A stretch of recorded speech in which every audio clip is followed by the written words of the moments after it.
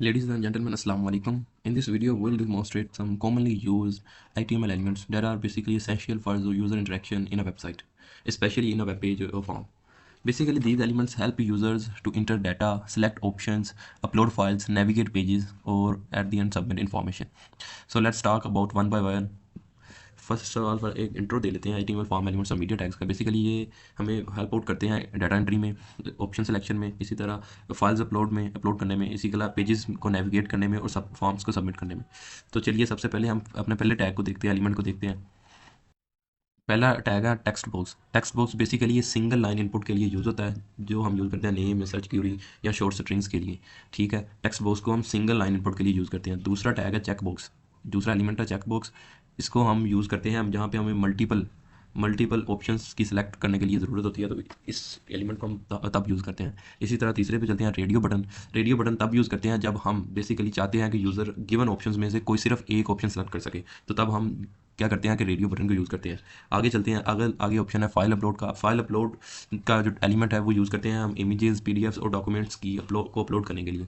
इसी तरह आगे चलते हैं, आगे रहेगा text area. Text area basically multi line text के लिए यूज़ करते हैं। सिलेक्ट का ऑप्शन ड्रॉप डाउन मेन्यू को क्रिएट करने के लिए और यूज़र्स, ताकि यूज़र्स गिवन ऑप्शंस में से सिलेक्ट करो ये एक ऑप्शन सेलेक्ट कर सकें। इसी तरह मीडिया टैग्स आ जाते हैं, जिसमें हम इमेजेस को अपलोड करने के लिए और एंड पे है सबमिट, यानी कि फॉर्म को सबमिट करने के लिए जो हम टैग यूज़ करते हैं उसे सबमिट के बटन के थ्रू किया जाता है। अब हम चलते हैं फिजिकली डेमोन्स्ट्रेशन की तरफ, ताकि ईच एंड एवरी जो टैग हमने पहले डिस्कस किया है उसे हम फिजिकली यानी कि प्रैक्टिकली अब हम करके देखते हैं। सबसे पहले आपने वी एस कोड खोल लेना है। अगर आपके पास कोई भी आईडी या वी एस कोड वगैरह नहीं है तो आप सिंपली नोटपैड में भी ये काम कर सकते हैं। सबसे पहले आपने HTML फॉर्म क्रिएट करने के लिए, वेब पेज क्रिएट करने के लिए सबसे पहले HTML फॉर्म का टैग देना है, HTML। हर टैग का एक क्लोजिंग टैग भी होगा HTML के अंदर, ये है बैकवर्ड स्लैश HTML। तो ये क्लोजिंग टैग है। हर एक HTML के अंदर हर टैग का एक क्लोजिंग टैग होता है, जो कि टैग से पहले बैकवर्ड स्लैश लगाने से अमूमन हम यूज़ करते हैं। सबसे पहले हमने HTML टैग क्रिएट कर लिया। इसके बाद हमने कोई भी चीज़ अगर वेब पेज पे शो करवानी, कोई भी चीज़, तो हमने सिंपली उसे लिख देना। मैं लिखता हूँ बाबा गुरु नानक यूनिवर्सिटी। अब हम देखते हैं कि आया ये फॉर्म सेव हुआ या नहीं हुआ। तो सबसे पहले हम क्या करते हैं, डेस्कटॉप पे इसे सेव कर लेते हैं। इसे सेव करते हैं, सिंपली हम लिखते हैं, इसे लिख लेते हैं वेब डॉट HTML, जो कि HTML की एक एक्सटेंशन है, डॉट HTML। हमने सेव कर लिया। अब हम जाते हैं वेब पेज पे, डेस्कटॉप पे, और देखते हैं कि क्या चेंजेस आए हमारे पेज में। आप देख सकते हैं कि यहाँ पे जो भी हमने लिखा था वो यहाँ पे प्रिंट हो गया, बाबा गुरु नानक यूनिवर्सिटी। अब हम चलते हैं वापस VS कोड में। अब हम एक क्रिएट करते हैं टेबल। टेबल क्रिएट करने के लिए सबसे पहले उसका टैग लिखेंगे, टेबल। इसी तरह इसका आइडिया यूज़ करने का ये होगा कि उसका जो क्लोजिंग टैग है वो भी साथ ही आ जाएगा। ये जैसे ही मैंने टेबल एंटर किया, इसका क्लोजिंग टैग वो भी साथ ही प्रिंट हो गया, राइट हो गया। इसी तरह हमने एक टेबल क्रिएट कर लिया है। अब टेबल का हम बॉर्डर बताएंगे कितने होंगे। Border is equal to 1। इसी तरह इसकी विड्थ बताएंगे कि कितनी होगी। Width is equal to 100% of the page की जो लेंथ है ना, 100% उसकी हो जाए। तो ये हमने एक टेबल क्रिएट कर लिया है। अब टेबल क्रिएट हो गया है। अब हम इस टेबल के अंदर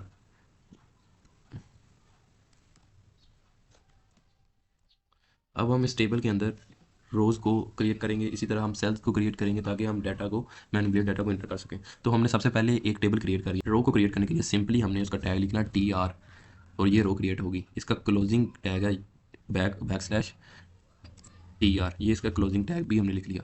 तो अब हमने एक रो क्रिएट कर लिया। रो के अंदर हम कॉलम्स बनाना चाह रहे हैं, एक एक सेल बनाना चाह रहे हैं, तो उसके लिए हम टैग यूज़ करेंगे TD, और उसका एक नाम देंगे जैसे कि नेम। इसी तरह अब हम इसे क्लोज करेंगे। हर टैग का, जैसे कि मैंने पहले बताया कि HTML के अंदर एक क्लोजिंग टैग होगा। ऑलमोस्ट सभी HTML टैग्स का होगा, कुछ का टैग नहीं होता। तो हमने एक सेल क्रिएट कर लिया है, एक कॉलम क्रिएट कर लिया जिसका नाम है नेम। अब हम कह रहे हैं इसे सेव करके पहले देख लेते हैं।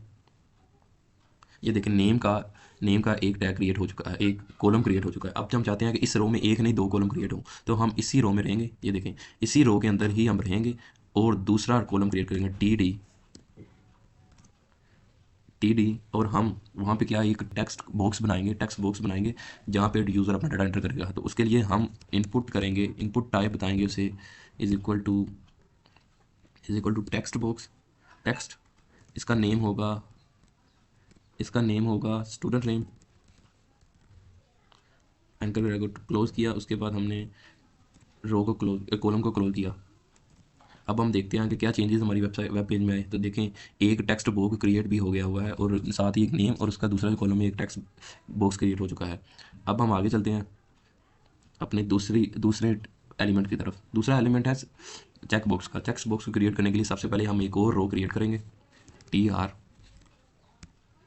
और उसका क्रॉस टैग आ गया, इसी तरह आ गया। अब हम सबसे पहले इस रो में हम एक कॉलम क्रिएट करेंगे, TD, क्या नाम होगा इसका, हॉबीज़ नाम होगा।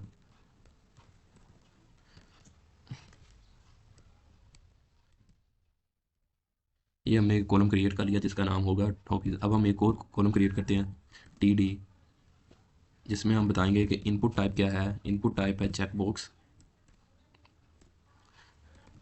चेक बॉक्स, इस चेक बॉक्स का नेम है हॉबीज़।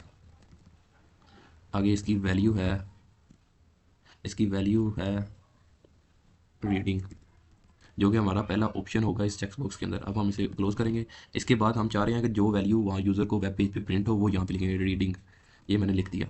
तो अब हम देखते हैं कि हमारे वेब पेज में क्या चेंजिंग है। इससे पहले मैं इसे क्लोज कर लेता हूँ, TT क्लोज, कंट्रोल S। देखें, ये रीडिंग क्रिएट हो गया और साथ ही एक चेक बॉक्स, ये रहा चेक बॉक्स भी क्रिएट हो गया, जो कि प्रैक्टिकली वर्क भी कर रहा है। अब हम चलते हैं कि हम मल्टीपल ऑप्शंस ऐड करते हैं इस रीडिंग के टैग के अंदर।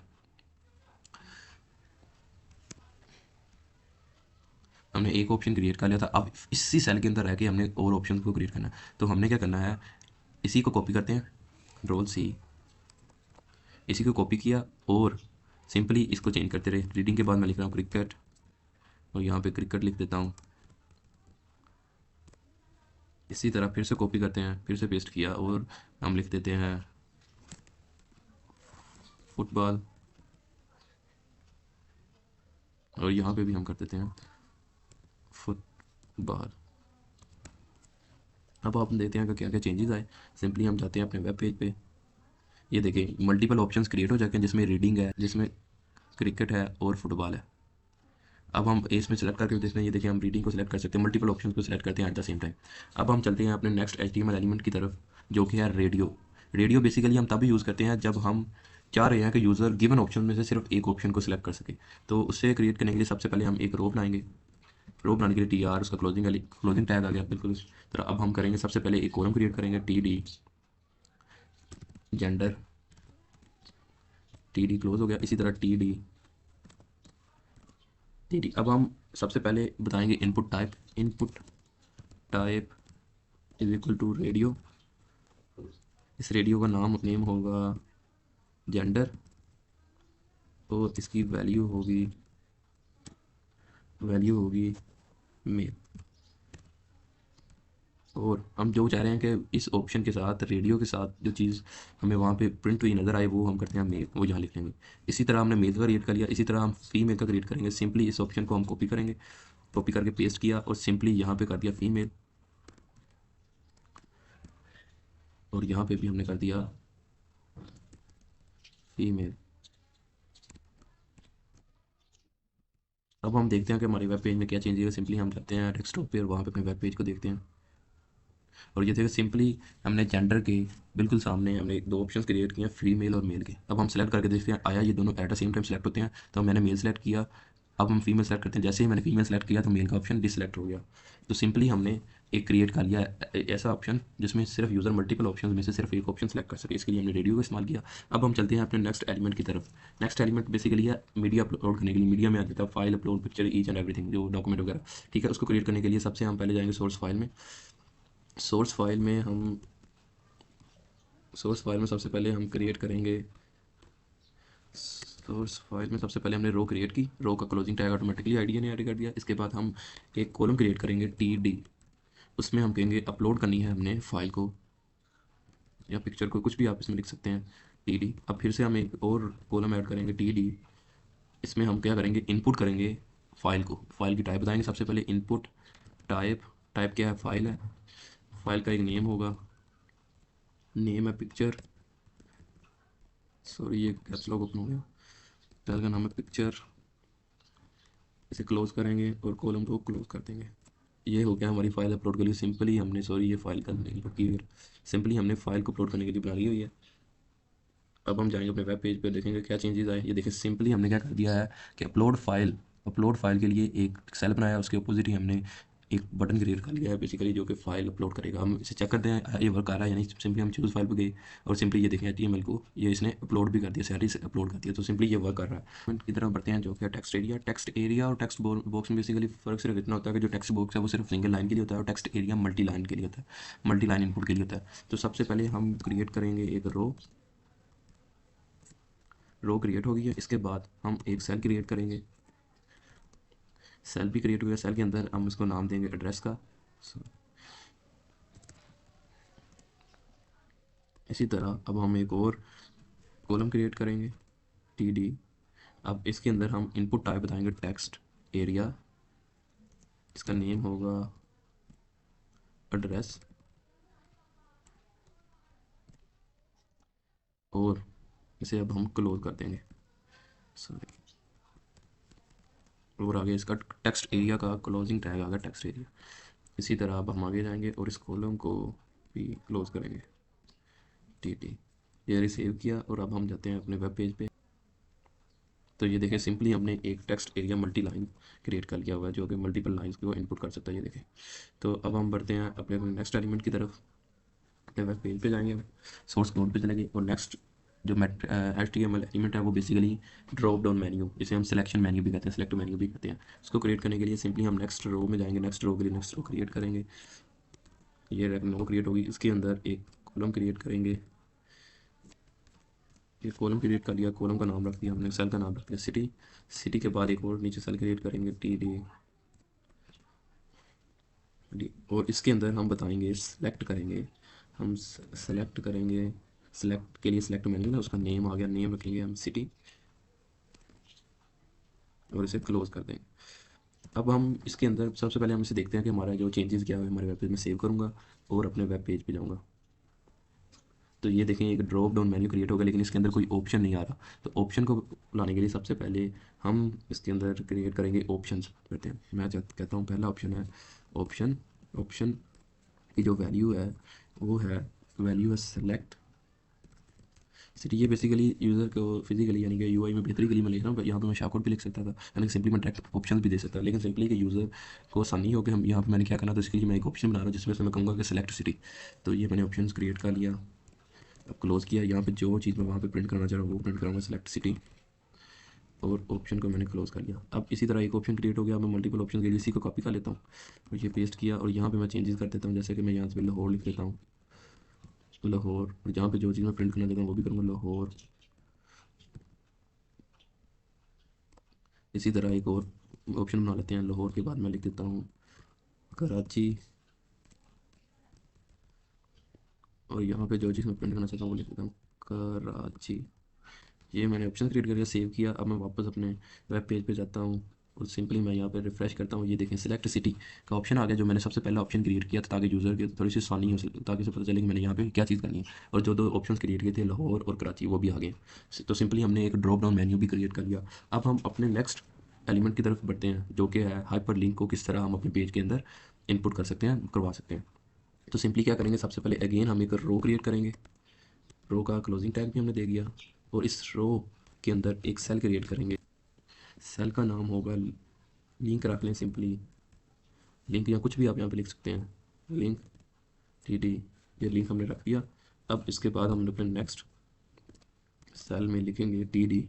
TD के अंदर हम सबसे पहले एंकर टैग लिखेंगे A, जो कि हमारा एंकर टैग है। इसके आगे हम लिखेंगे href, जो कि ये चेक भी href के अंदर हम वो लिंक लिखेंगे जो हम चाह रहे हैं कि वहाँ पे प्रिंट, यहाँ पे जो इस लिंक को क्लिक करके यूज़र उस लिंक पे चले जाए। तो मैं सिंपली यहाँ पे लिख देता हूँ http www.google.com। तो ये वो लिंक है जिसे यूज़र क्लिक करके चले जाएगा इस गूगल के सर्च इंजन पे। तो मैं चाह रहा हूँ कि इस लिंक की बजाय मुझे वहाँ पे कोई टेक्स्ट डिस्प्ले हो, तो मैं लिख देता हूँ इसके आगे गूगल, तो इस एंकर टैग को मैं कर देता हूँ क्लोज़, और आगे मैंने कर दिया इस सेल को भी क्लोज़। तो ये सिंपली मैंने कर दिया। अब हम चलते हैं अपने वेब ब्राउज़र में और देखते हैं कि वेब पेज में क्या क्या चेंजेस आए। तो ये देखें सिंपली ये लिंक मैंने जो क्रिएट की, सेल का नाम रखा था, और ये गूगल, जैसे ही मैं इसे क्लिक करूँगा तो ये गूगल पे चले जाएगा। जैसे ही अगर मेरा लैपटॉप इंटरनेट से कनेक्टेड होगा तो ये चले जाएगा। तो अब हम चलते हैं अपने नेक्स्ट एलिमेंट की तरफ।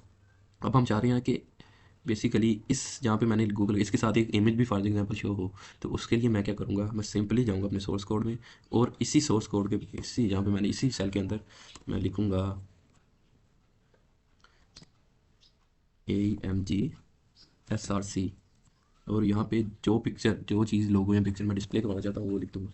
तो मैंने अपने डेस्कटॉप पे एक इमेज रखी हुई है जिसका नाम ये देखिए यहाँ पे शो हो रहा है पिक्चर 1.mg जो कि डेस्कटॉप पे पड़ी हुई है, जहाँ पे मेरा सोर्स, जहाँ पे मेरा वेब पेज का सोर्स कोड यानी कि फाइल भी पड़ी हुई है। तो आपने वहाँ पे इमेज रखनी है जहाँ पे आपका सोर्स कोड यानी कि जो web.html वाली फाइल है वहीं पे ये इमेज भी पड़ी होनी चाहिए। तो मैंने पिक्चर 1.png को क्लिक किया और ये आ गई।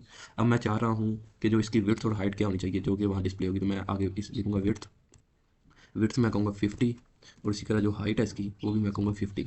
इसी तरह मैं इसे क्लोज़ करूँगा और सेव करूँगा और मैं अपने वेब पेज में वापस जाऊँगा, वेब ब्राउज़र के थ्रू वेब पेज में दिया तो ये देखें यहाँ पे डिस्प्ले होगी ये इमेज। तो सिंपली मैंने लिंक को भी पेस्ट कर दिया, लिंक को भी यहाँ पे डिस्प्ले कर दिया और इमेज को भी डिस्प्ले कर दिया।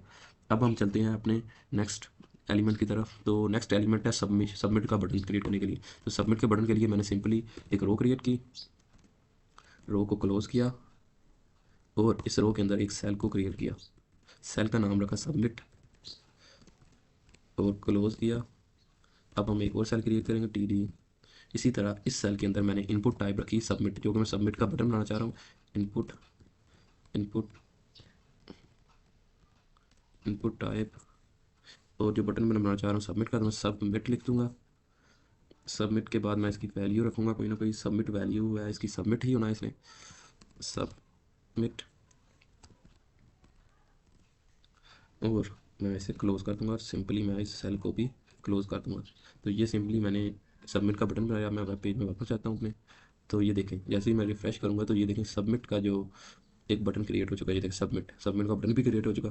तो बेसिकली हमने सिंपली सबसे पहले एक टेक्स्ट बॉक्स क्रिएट किया, उसके बाद मल्टीपल ऑप्शंस को चेक करने के लिए चेक बॉक्स क्रिएट किया, फिर रेडियो का सिर्फ मल्टीपल ऑप्शन में से एक ऑप्शन सेलेक्ट हो सके वो क्रिएट किया, फिर हमने फाइल अपलोड करने के लिए फाइल अपलोड करने का बटन क्रिएट किया। इसकी तरह मल्टी लाइन इनपुट के लिए हमने टेक्स्ट एरिया को क्रिएट किया। इसी तरह हमने ड्रॉप डाउन मेन्यू को क्रिएट किया और लोगों के साथ साथ इन लिंक को भी हमने डिस्प्ले करना सीखा और एट द एंड हमने सबमिट करना भी सीखा।